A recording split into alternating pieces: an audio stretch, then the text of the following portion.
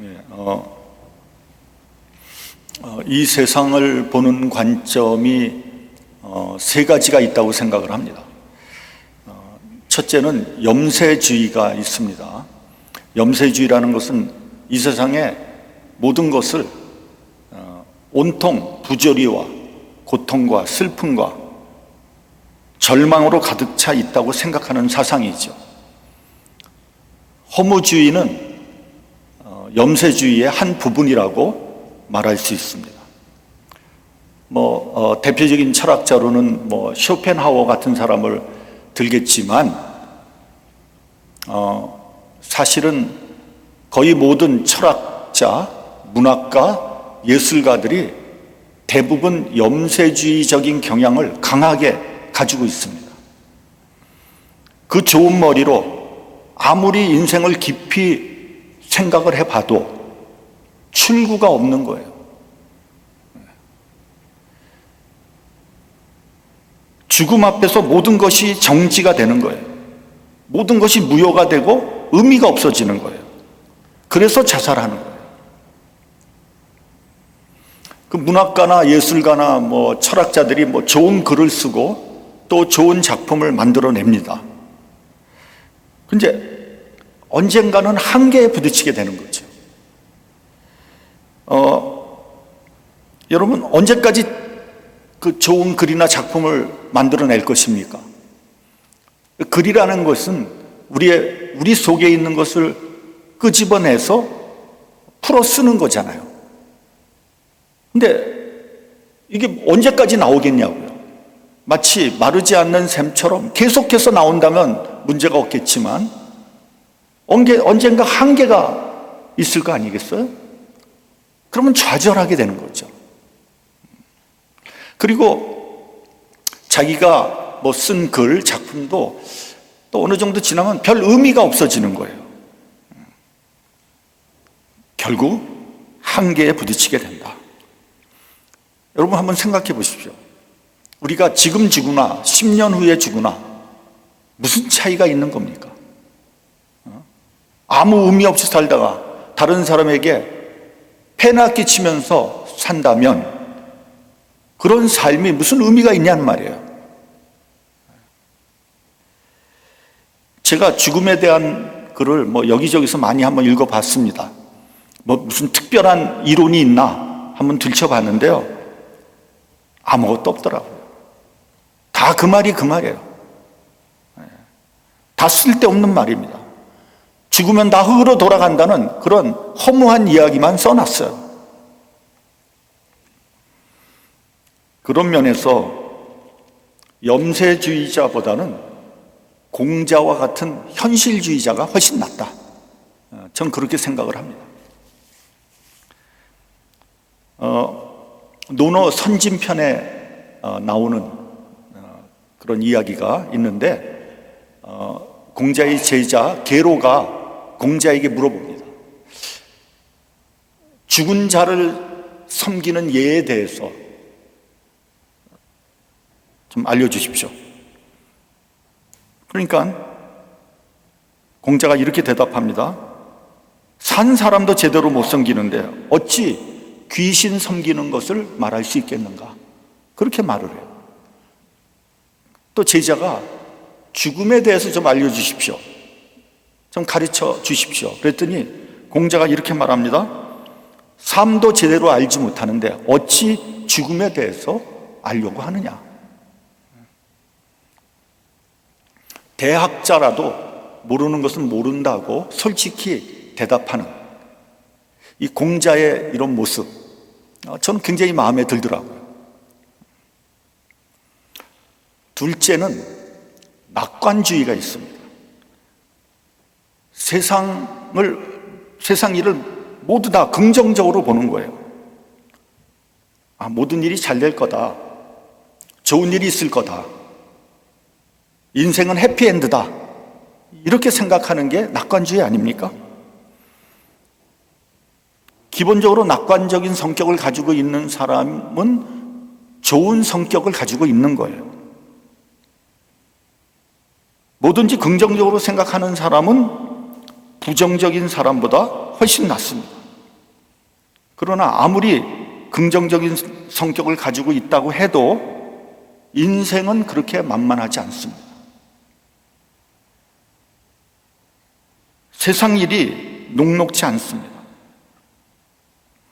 낙관적인 경향을 가지고 있는 사람이라고 해도 살다 보면 결국 실망하게 되고 좌절하게 될 겁니다. 그게 인생이에요. 그래서 이렇게 보면요, 낙관주의자들 가운데 사기꾼들이 많아요. 사기꾼들은 전부 다 낙관주의자들입니다. 여러분, 사기꾼들은 항상 모든 게 잘 될 거라고 얘기하지, 잘 안 될 겁니다, 어려울 거려, 한번 생각해, 이렇게 얘기하는 사람은 한 사람도 없어요. 사기꾼들. 그래서 여러분, 어떤 사람이 모든 게 잘 될 겁니다 막 이렇게 막 설레발을 치는 사람을 만나면 조심해야 돼요. 사기꾼일 가능성이 굉장히 큰 거예요.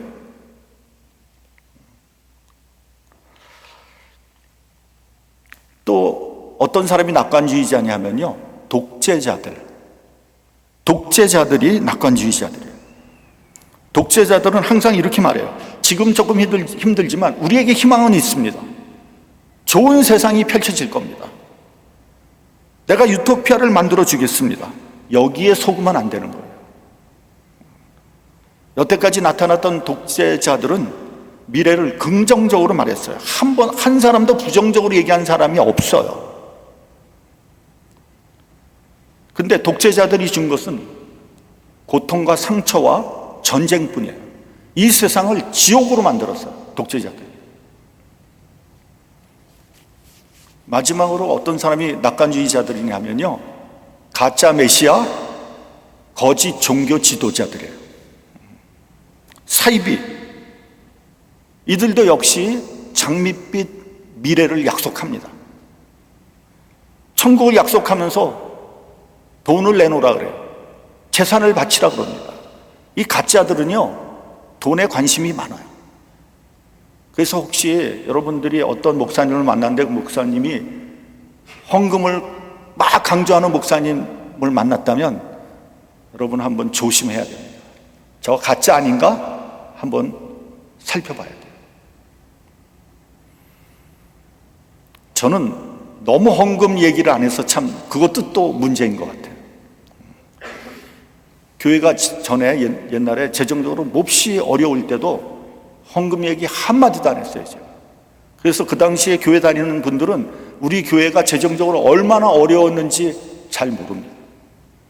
얘기를 안 하니까. 헌금 생활 잘하는 것도 신앙생활에 굉장히 중요한 부분이거든요. 근데 아예 말을 하지 않는다. 그게 옳은 건가? 한번 반성해 봐야 돼요. 근데 다 끝날 때가 됐으니 뭐 반성하고 자시고 할 것도 없죠. 요한 웨슬레 목사님이 아주 훌륭한 어록을 남겼어요. 주머니가 회개해야지 진짜 회개하는 사람이다. 진리입니다, 진리. 근데 이런 사람도 있었어요. 이제 제 설교 테이프, CD를 오랫동안 들은 사람인데 그걸 계속 듣다 보니까 제가 헌금 얘기를 한 번도 안 하더래요. 그래서 우리 교회를 선택했다. 이런 사람도. 아니, 제가 목회를 잘한 건지 못한 건지 잘 모르겠어요. 헷갈려요. 잘한 겁니까?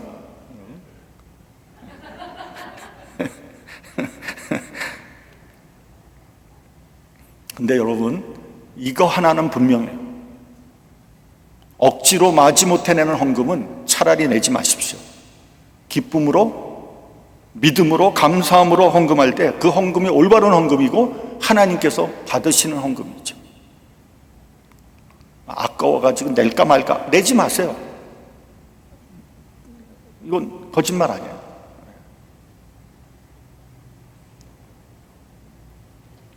낙관주의는 희망을 말하지만 희망에 대한 아무런 근거가 없는 거예요. 희망을 얘기하지만 사실은 희망이 없어요. 그런데도 희망을 계속 얘기하는 것은 뻥치는 거예요. 거짓말이에요. 여러분, 희망과 소망의 차이점이 뭔지 아세요? 말씀드렸지만 희망에는 아무런 보장이 없다는 거예요. 그것이 희망이 될지 절망이 될지 모르는 거죠. 희망으로 시작해서 절망으로 끝날 가능성이 농후한 거예요. 그러나 소망은 근거가 있고 약속이 있어요. 그러므로 소망은 반드시 이루어지는 거예요. 셋째는, 이게 가장 중요한데 여러분들 다 이렇게 되길 바랍니다. 셋째는 뭐가 있냐면요, 신앙적인 낙관주의가 있어요. 이것은 신앙 때문에 낙관주의가 되는 거예요. 왜냐하면 하나님이 살아 계신 것을 믿을 때 하나님의 약속을 믿을 수 있는 거 아닙니까? 성경에는 온통 하나님의 약속으로 가득 차 있어요. 그리고 우리는 역사를 통해서 하나님의 약속이 이루어지는 것을 목도할 수 있어요. 그 대표적인 예가 뭐냐? 이스라엘의 역사예요. 여러분, 이스라엘은 그 고난의 역사 가운데서 살아남았을 뿐만 아니라 거의 2000여 년 만에 이스라엘 땅을 회복했어요.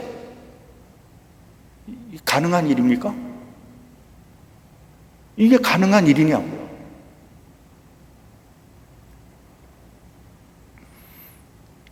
여러분은 아마 이런 이야기 한번 들어보셨을 거예요. 이제 이스라엘과 아랍과 전쟁이 일어나면 이제 그 미국이나 세계 각국에 흩어져 있는 유학생들한테 소환장을 보냅니다. 와라, 군대에 참여해라. 그러면 아랍 국가에 속한 학생들은 그 소환장을 받으면 대부분 도망친다는 거예요.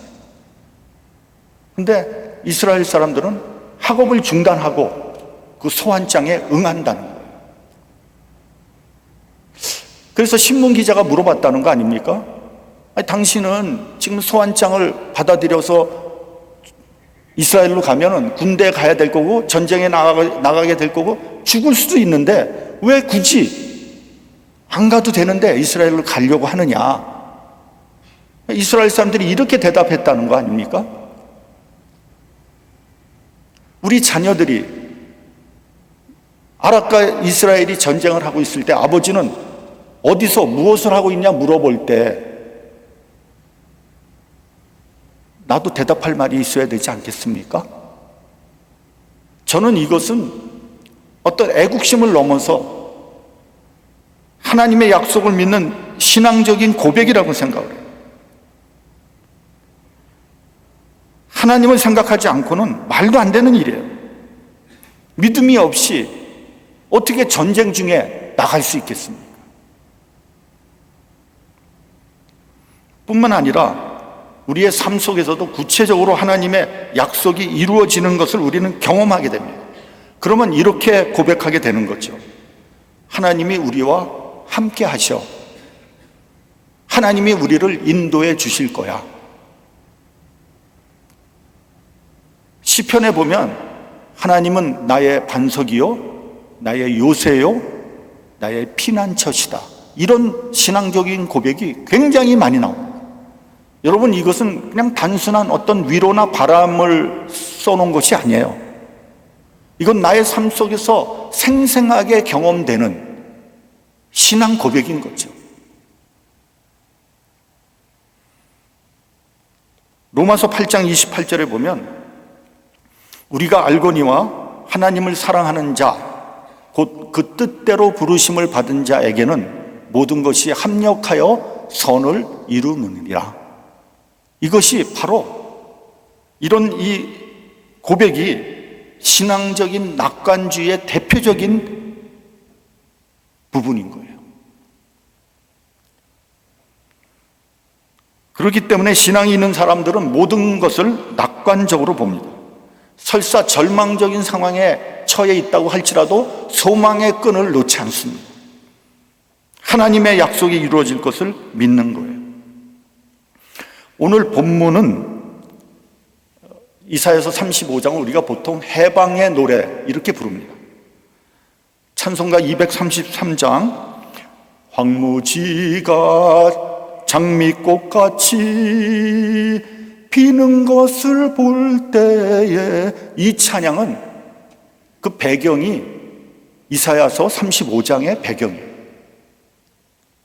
하나님께서 보여주신 환상이요, 계시며 하나님의 신실한 약속이에요.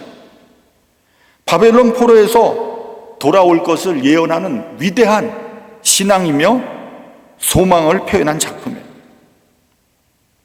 그래서 이 말씀은 이스라엘 백성이 70년 만에 바벨론 포로에서 돌아올 것을 예언했고요, 또 그대로 성취되었지만 이 예언은 그저 이 한 사건에 국한된 이야기가 아니고요, 지금도 계속되고 있는 현재적인 사건이에요.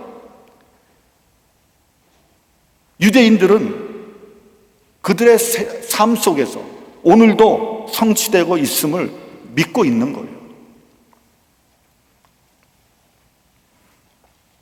이러한 믿음이 오늘날 이스라엘이 존재할 수 있는 원동력이 되는 거고요, 오늘을 승리하게 만드는 힘의 근원이 되는 거예요. 그들은 지금도 하나님께서 말씀하신 자유케 하는 약속을 굳게 믿고 있는 거예요. 그래서 그 얼마 되지 않은 유대인들이, 1000만도 안 되는 유대인들이, 뭐 얼마나 많습니까? 아랍 사람들 막 10억도 넘지 않아요? 용감하게 싸워서 이기는 거예요. 우리 본문 1절을 같이 봉독을 하겠습니다. 본문 1절. 자, 시작. 광야와 메마른 땅이 기뻐하며 사막이 백합화 같이 피어 즐거워하며. 이건 그 이스라엘 백성을 향한 이사야 선지자의 축복의 말씀이에요. 하나님 백성이 누릴 축복의 메시지를 선포하고 있는 거예요. 광야와 같은 메마른 땅, 사막과 같은 황무지에도 꽃이 피어날 것이라고 축복하고 있어요. 말씀드렸지만 이 말씀은 단순히 어떤 희망이나 위로를 말하는 것이 아니라 하나님의 자녀들에게 주시는 약속의 말씀이에요. 이 약속의 말씀은 이미 역사 속에서 이루어졌고요, 앞으로 또 이루어질 거예요. 우리 믿는 사람들은 황무지 같은 땅에서도 꽃을 피울 수 있어요. 광야에서도 샘물을 낼 수 있어요. 사막에서 시내를 흐르게 할 수 있어요. 메마른 땅을 변화시켜서 옥토로 만들 수 있어요. 어떻게 그런 일이 가능합니까? 하나님께서 함께하기 때문에, 우리의 인간의 능력에는 하나님께서 함께하기 때문에 그런 일이 가능한 거예요. 여러분, 이스라엘은요, 거의 2000년 동안 버려졌던 그 황무지, 그 사막, 그 땅을 개간했어요. 과수원을 만들고 울창한 수림으로 만들었어요. 사실상 연중 거의 한 번도 비가 내리지 않는 그 버려진 땅, 그 메마른 땅, 사막을 옥토로 만들었어요. 그래서 지금도요, 이스라엘이 농업국으로도 높은 소득을 올리고 있다는 거 아니에요? 농업국으로도. 저희 매제가 PCA 교단 목사입니다. 우리 교회 몇 번 와서 설교를 했죠. 몇 년 전에 은퇴했어요. 근데 제 매제하고 제 여동생 부부가 이스라엘 성지 순례를 갔거든요. 근데 가서 이제 광야 체험을 하고 싶었다는 거예요. 이스라엘 백성들이 40년 동안 광야 체험을 하려고 광야를 쫙 갔는데 하루 종일 걸었다가 죽을 뻔했다는 거예요. 죽을 뻔했대. 막 사막에 부는 바람, 그냥 그 뜨거운 날씨 때문에 아주 혼났다는 거예요. 그러면서 하는 말이, 자기는 목사지만 도저히 40년 동안 이스라엘 백성들이 광야를 헤매고 다니는 걸 믿을 수가 없다는 거예요. 어떻게 이 환경에서 40년을 다녔나는 거예요. 이게. 그 정도로 그 환경이 거칠고 황량하다는 거예요.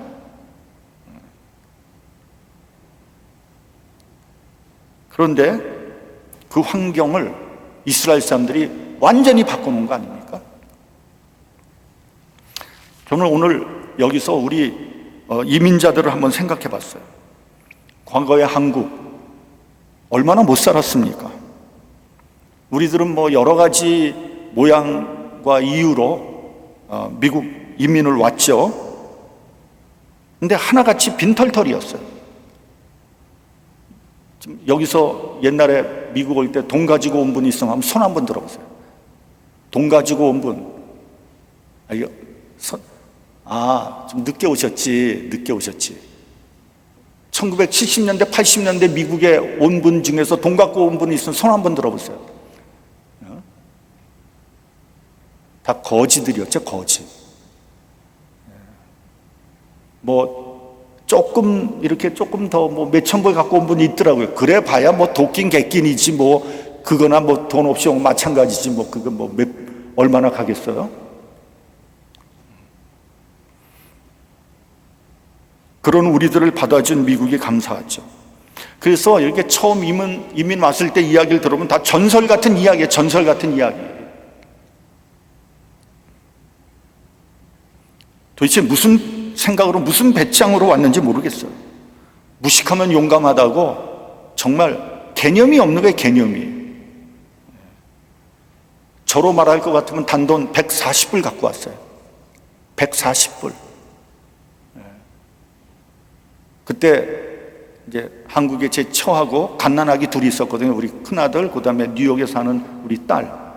둘을 놓고 왔는데 돈 몇 푼 있는 거 얼마 있지도 않아서 그거 놓고 와야지. 그거 들고 올 수 없잖아요. 먹고 살아야 돼.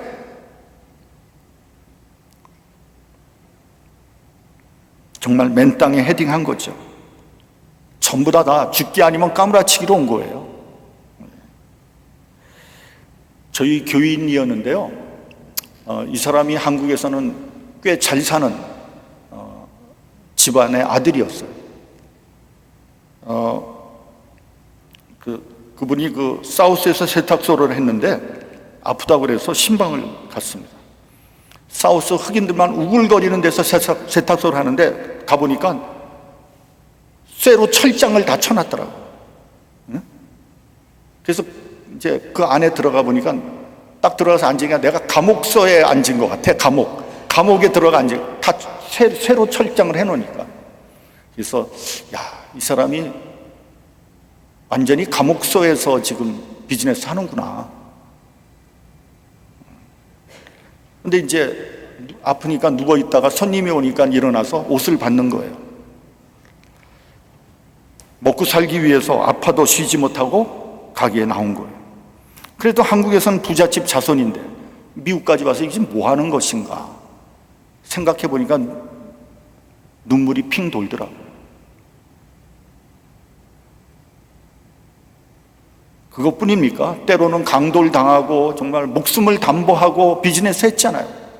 왜요? 선택지가 그거밖에 없으니까. 정말 우리는 황무지와 같은 메마른 땅에서 또 사막에서 꽃을 피운 거예요. 여러분, 우리가 뭐 잘난 것이 있습니까? 돈이 있었습니까? 영어를 잘합니까? 인물이 서양 사람들처럼 훤하게 잘생겼습니까? 힘이 있습니까? 허우대가 좋습니까? 아무것도 없잖아요. 그렇지만 다 미국에서 다 잘 정착하고 교회를 이루고 신앙생활 하면서 자식을 키우고 지금까지 잘 살았어요. 위기의 순간도 있었고 고난도 있었지만 그때마다 하나님께서 도와주셨고 은혜를 주셔서 여기까지 온 거예요. 얼마나 감사합니까? 그리고 얼마나 자랑스럽습니까? 우리 모두가 다 하나님 안에서 정말 수고한 거예요. 그래서 우리가 때로는 서로 좀 위로하고 격려할 필요가 있어요. 한번 옆에 있는 분들한테 한번 얘기하세요. 정말 잘하셨습니다. 한번 하세요. 정말 잘하셨습니다. 이게 다 하나님의 은혜입니다. 또 하세요. 이게 다 하나님의 은혜입니다. 정말 생각해 보면 하나님의 은혜예요. 우리는 이 위대한 믿음과 끈질긴 전통을 우리 후손들에게 물려줘야 한다고 생각을 합니다. 본문 3절을 보면 너희는 약한 손을 강하게 하여 주며 떨리는 무릎을 굳게 하여 주며 겁내는 자에게 이르시기를 너는 굳세게 하라, 두려워 말라, 하나님께서 너희를 구하시리라고 했습니다. 그러므로 여러분, 우리가 황무지 같은 열악한 환경에 있더라도 두려워할 필요가 없습니다. 낙심할 필요가 없어요. 모든 것이 합하여 선을 이루는 것을 경험하게 될 거예요. 이런 환경이 하나님의 능력을 경험할 수 있는 아주 좋은 기회가 되는 거예요. 하나님께서 약속해 주셨어요. 우리의 약한 손을 강하게 하신다고 그랬어요. 떨리는 무릎을 굳게 하시겠다고 그랬어요. 그분이 나에게 오시면 그때부터 황무지에서 꽃이 피기 시작합니다. 그분이 오시면 놀라운 변화가 일어납니다. 그분이 누굽니까? 하나님, 우리 아버지. 우리의 인생 가운데 하나님을 만나는 순간부터 우리의 인생이 달라져요. 우리의 가정이 축복을 받아요. 그래서 여러분, 쫄지 마십시오. 겁내지 마십시오. 우리 본문 5절, 6절 같이 봉독하겠습니다. 본문 5절, 6절. 자, 시작. 그때 맹인의 눈이 밝을 것이며 못 듣는 사람의 귀가 열릴 것이며 그때 저는 자는 사슴같이 뛸 것이며 말 못하는 자의 혀는 노래하리니 이는 광야에서 물이 솟겠고 사막에서 시내가 흐를 것입니다. 소경이 눈을 뜰 것이라 그랬어요. 귀머거리 귀가 열릴 것이라 그랬어요. 저는 자는 사슴같이 뛸 것입니다. 벙어리의 혀가 노래할 거예요. 마태복음 11장을 보면 세례 요한이 감옥에 갇혀 있을 때 그의 제자를 예수님께 보냅니다. 그걸 물어봅니다. 오시리가 당신 맞습니까? 아니면 우리가 다른 사람을 기다려야 합니까?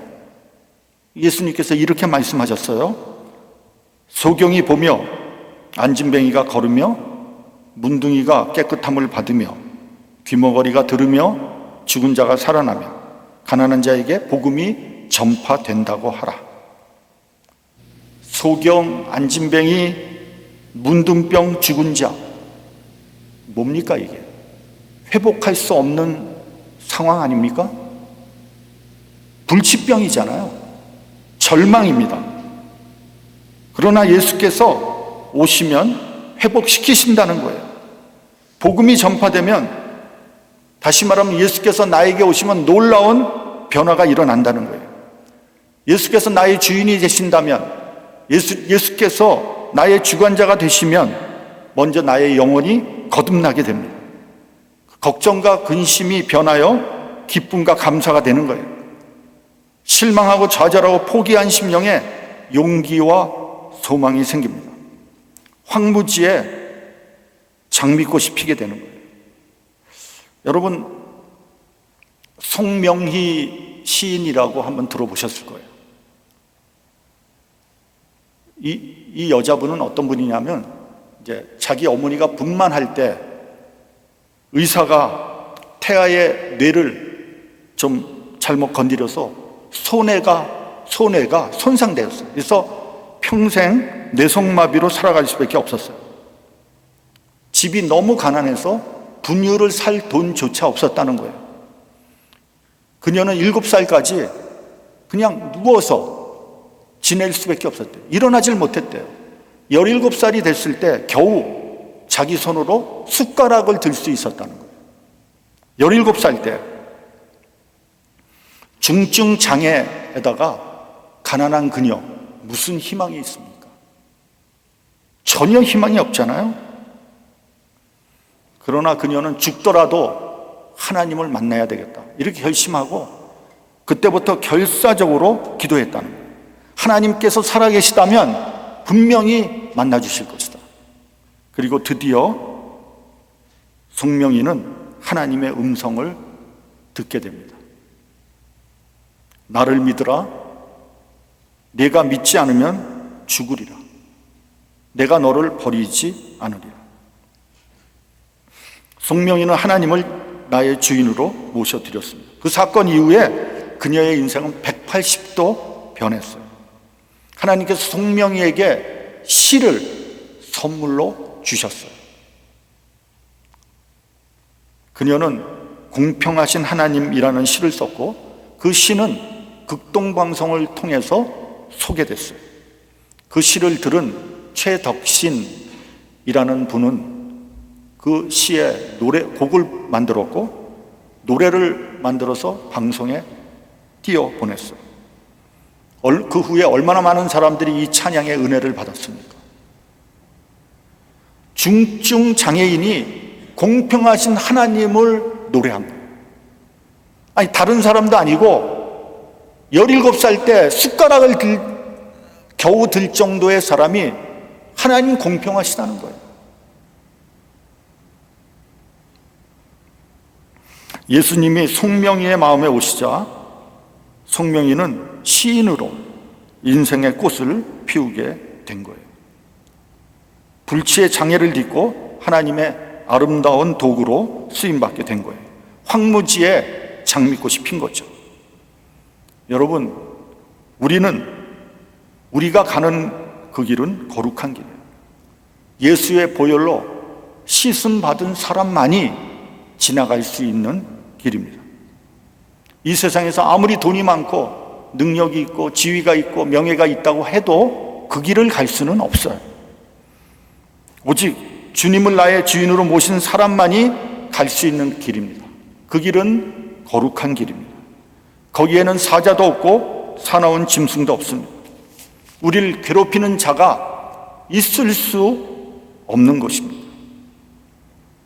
그러나 세상은 광야입니다. 황무지입니다.